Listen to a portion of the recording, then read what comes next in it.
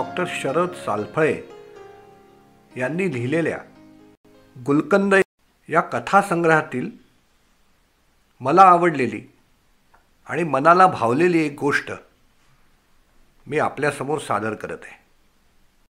गोष्टीचं नाव आहे grasserie the great.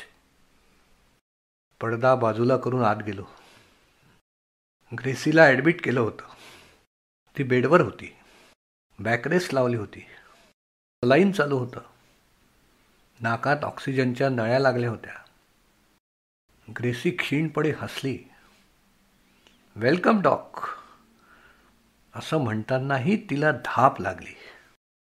मग खोकल्याची उबळ आली. थोड्या वेळानं तिला बरं वाटलं. मी बावरून गेलो. ग्रेसीला अशा अवस्थेत पाहावं लागेल अशी कल्पनाही मी कधी केली नव्हती.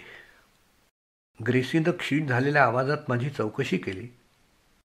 माझ्या फॅमिलीविषयी विचारलं आणि नंतर you are lucky, God bless you वगैरे तुटक तुटक आवाजात ती बोलली.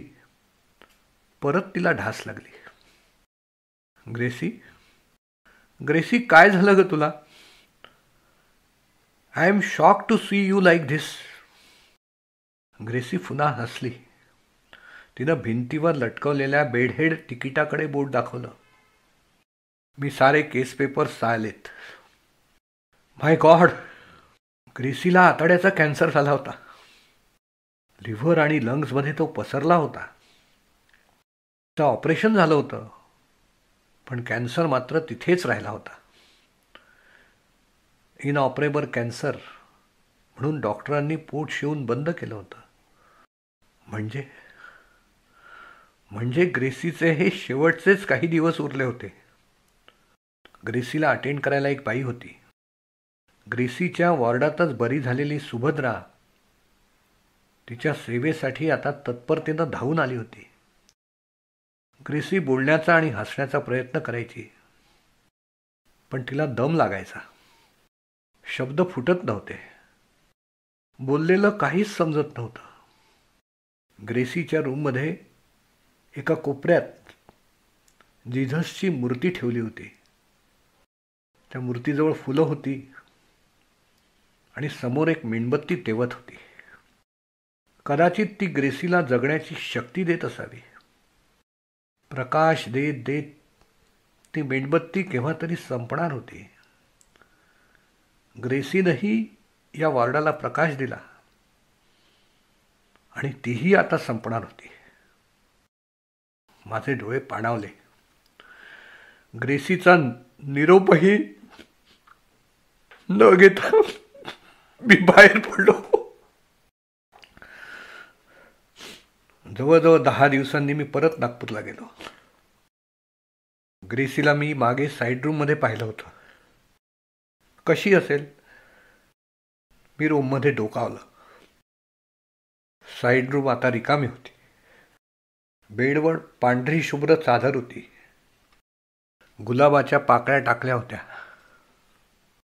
उशाकडील भिंतीवर ग्रेसीचा फोटो लटकत होता. त्यावर आता टवटवीत गुलाबांचा हार होता. खाली जिझसची मूर्ती आणि तेवणाऱ्या मेणबत्त्या होत्या. क्षणभर मी थबकलो. ग्रेसीचे मंद आश्वासक स्मित त्या फोटोला खुलवीत होतं. डोळे डबडबून आले. तिचेसाठी तिथे प्रार्थना करून थोडा रेंगाळलो. बाहेर आलो. वॉर्डातली कामे तशीच चालू होती. खाली मान घालून नर्सेस आपापली कामं करत होत्या. वॉर्डातली शांतता आज पोचत होती. ग्रेसी गेल्याचं दुःख साऱ्यांनीच गिळलं होतं. फ्लॉरेन्स नायटिंगेलबद्दल खूप ऐकलं होतं. मदर तेरेसाचा गौरव आणि काम आम्ही पाहिलं होतं. पण सेवाभावात आमची ग्रेसी अम्मा कुठेही कमी नसावी.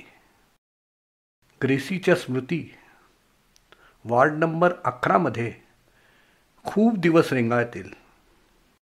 तिच्या सेवेचे सुगंधी क्षण या वॉर्डच्या वातावरणात भरून राहतील याची मला 100% खात्री आहे. ग्रेसीला पुन्हा एकदा त्रिवार वंदन. Gracie the great.